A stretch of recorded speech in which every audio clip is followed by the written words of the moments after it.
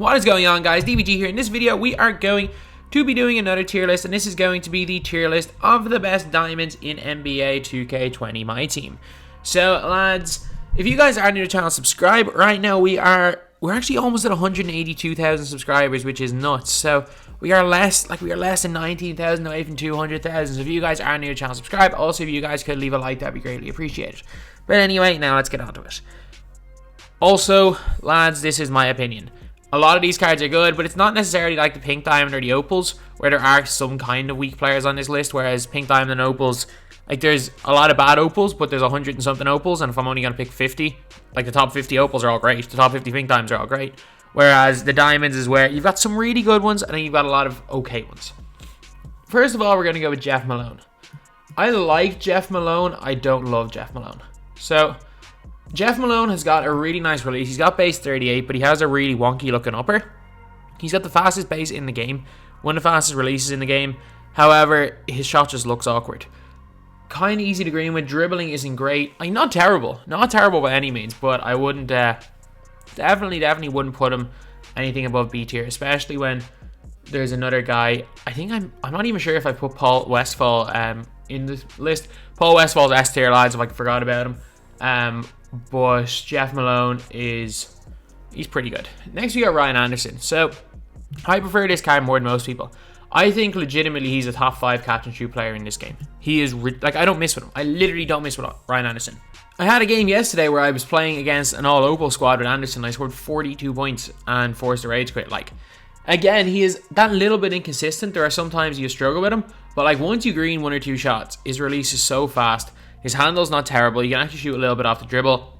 Also got good height, especially if you're playing him at that small forward position. Even though, yeah, he's not going to be the best defender. He's got a lot of length, can switch. I really am a big fan of this card. Next, we got Grayson Allen. Grayson Allen's really good. He is really, really good. So I'm going to put him in A tier. He shoots the ball really well. He's a good defender. The only problem with Grayson Allen is that he's got a lot of cold zones, but look, you can't have everything. Also, the fact is he's good height at 6'5" for the point guard position. Also a fairly solid dunker. Grayson Allen in terms of diamonds, without question, A tier. Then we got Mikal Bridges. Mikal Bridges is solid. He is just solid. So because of the fact that he's solid, I'm going to put him B tier.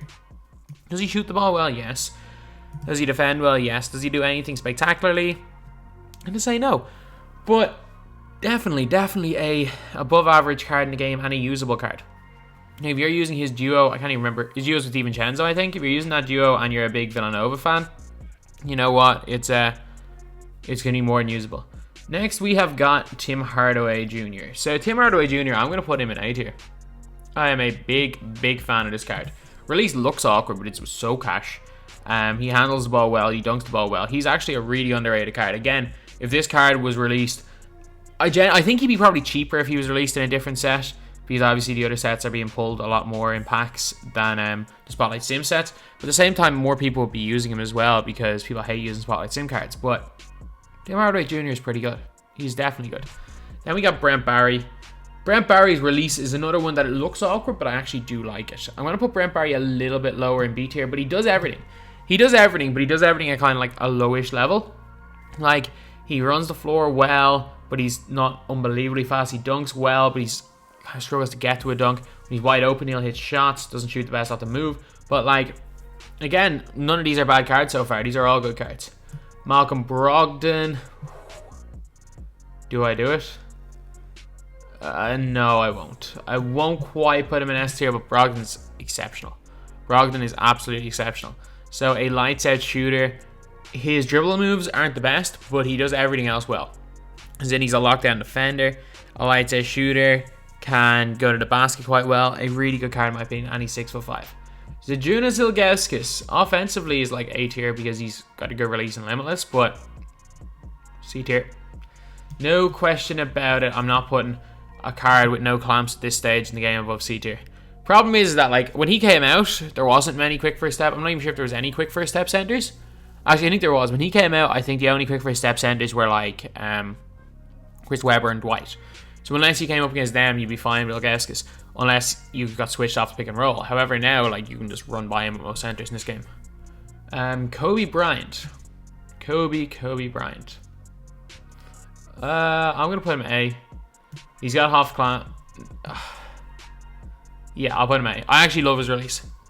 I think his release is much better off Gold Quick Draw and Hall of Fame Quick Draw because there's no weird delay in the jumper. There's no weird hitch.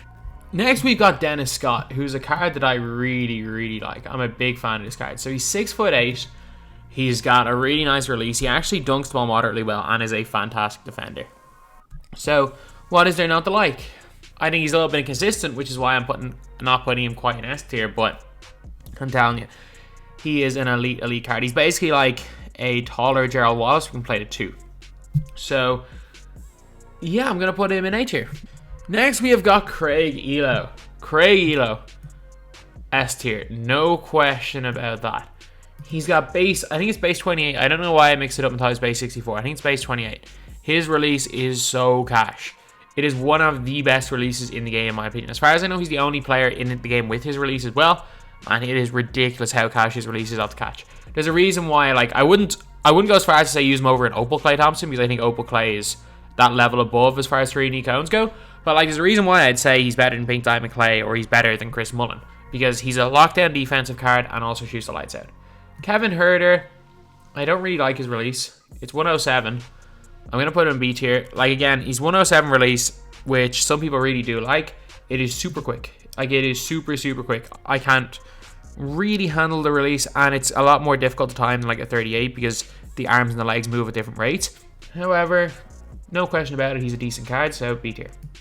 Dennis Smith Jr. I'm going to put Dennis Smith Jr. in B tier as well. I do like this card, especially because of how cheap he is now. He's got a good handle, he can dunk, and again, he is like that entry-level point guard that's a beast. Like, anyone can use this card and have success with this card, and he's a very, very good entry-level point guard in this game. Obviously, nowhere near as good as the one guy that's guaranteed for S tier that's in the cover of this video, but a not bad card. Harry Giles, as far as big men go, he's he's A. Like, the one problem with Harry Giles is that he's that little bit expensive. He's not cheap. Some of these cards are cheap, he's not cheap at all. And there's others like Thanasis that he's so expensive that I haven't even used Thanasis yet. But Coutinho Mobley, Harry Giles, a really good jump shot, good defender, and putting him below A tier is just ridiculous. Coutinho Mobley. Alright, so Mobley, if he could play point guard, would be A. Fortunately, he can't. So 6'4", a little bit undersized to play at the 2, but overall, like, he does everything well except the fact he's small. He's an unbelievable shooter and just overall a great card. Then we got Nick Batum. Nick Batum is S tier, and that is not a question. That is not a question that Nick Batum is S tier in Diamonds. The guy is a god, Demi. The guy is still, I'm saying this right now. If you, for example, had a lineup of, I don't know, I'm trying to think of what an elite lineup could look like. Say you had LeBron at the point, Klay Thompson at the 2, at the 3 you had, I don't know, Thon, the 4 Giannis, and at the 5 Shaq. If you replaced, say, Klay for Nick Batum, you wouldn't notice anything. Like, you wouldn't notice a difference. So that's like, he is a plug and play player that fits into teams of every budget. He is fantastic. But anyway, yeah, he's S tier, no question about it. And we got Ray Allen. Ray Allen's going B tier. He's just that little bit small. Yeah, he's a good 3&D player. He's just, I don't know, he just feels that little bit small. Like, you know, he's the same height, I think, as Tim Hardaway Jr. But Tim Hardaway Jr., I think, has a little bit more about him. But Ray Allen is a very, very good card. Don't get me wrong. He is a very, very good card. Then we got Danny Granger. As far as 3, like, he's a 3&D cone. He's a good one. So I can't not put him in B tier. He doesn't do enough to go into a higher tier. Realistically, if Kobe didn't have the Kobe escape, he'd be in a lower tier. But he's solid. He is solid. And Cameron Reddish. No question about it, Cam Reddish is S tier. Again, he's like a Paul George clone. I'm telling you right now, like, everybody really, really wants to see Galaxy Opal Paul George. That can play at the 2. But that card's going to cost 500-600k minimum. I just really want to see a Pink Diamond Cam Reddish. Because they've literally the same animations. Except for, I know for a fact, Cam Reddish, if they release him as a Pink Diamond, it'll be like 30k. So, yeah. Everyone wants their Paul George for their name. Cam Reddish is going to be the exact same player. He's Paul George. Literally, that's it. Isaiah Ryder, let's see. He's Like, he was good for the time. When he first came out, he was more than solid. But he did come out quite a long time ago. I think he came out like Brook Lopez in January. It was a long, or January or February, but it's been a long time since Ryder came out, and I like the card, don't get me wrong, but he's nowhere near as good as any of these guys, just outdated. Russell Westbrook. Hard to judge, really hard to judge. Maybe the best TTO player of every card here, but not the greatest unlimited player. I'm putting him in A tier though, just because of just how good he is in TTO. Rex Chapman. I, surprisingly enough, do really like this card. Still to this day, I really like this card. I'm going to put him B tier because I don't think he's as good as a Grayson Allen, but, or Brogdon, but Rex Chapman's very, very good. He's very, very similar to the Bob Sura card that we got yesterday. Then we got Josh Smith. D. He doesn't do anything anymore. He was good at the time, don't get me wrong. He just doesn't do anything anymore. No range. Not the greatest dribbler. Yeah, he's just very outdated. Then we got Melo. C tier for one reason, or two reasons. Steady and can't shoot from the corners. He steps inside the 3-point line from the corners and also steady shooter. So he has two of the biggest negatives in this game that Carmelo Anthony does. So I cannot justify, even though he is a lockdown defender, I can't justify putting him above C tier. Then LaFonso Ellis. You know it. You know LaFonso Ellis is going into S tier. LaFonso Ellis has got that Spencer Dinwiddie release on half quick draw. It is actually like, all I'm saying is I hated it at first. I hate it. Just like, to be fair, the first couple of times I used Dinwiddie, I hated the release. When you get used to the release, it is a weird one. It's inconsistent, but as in, you can green 10 shots in a row and he'll white 10 shots in a row. Like, I wouldn't put him in like, he'd be the lowest of all these S tier players. I love using LaFonso Ellis because he can dribble, spam, and hit a lot of shots, and he's really fun to use. In terms of enjoyment, he's the most enjoyable, but like, in reality, he's not as good as Reddish, he's not as good as Batum, and he's probably not as good as Elo. But, man, he's nice. He is really nice. But if you wanted to put him in a lower tier, I could see why. Just for me, just how fun he is to use, I'm going to put him in S tier. Next, the most obvious inclusion in S tier in any of these tier lists, Dwayne Wade. Dwayne Wade has made, in these like level tier lists, as in like Opals, Pink Diamond, and Diamond, I'm pretty sure Dwayne Wade has been an S tier in every one of them. Dwayne Wade is ridiculous. The Diamond and the Pink Diamond are basically the same card as well. Obviously, I think there's a massive difference between the Pink Diamond and the Opal, but the Diamond and Pink Diamond are the same card. Like, he carried my squad. That Dwayne Wade base is the nicest shot in my team. Like, it is one of the easy, like, it is almost the equivalent of base 11 from 2K19. Like, it is so good, so easy to time.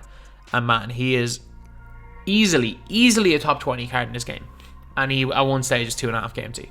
You can pick, like, he will, I don't think he'll ever go above 7 KMT. And he's one of the best cards in the game. Next, we have got Joe Smith. So, Joe Smith is good. He's basically thorough. He's basically just another thorough.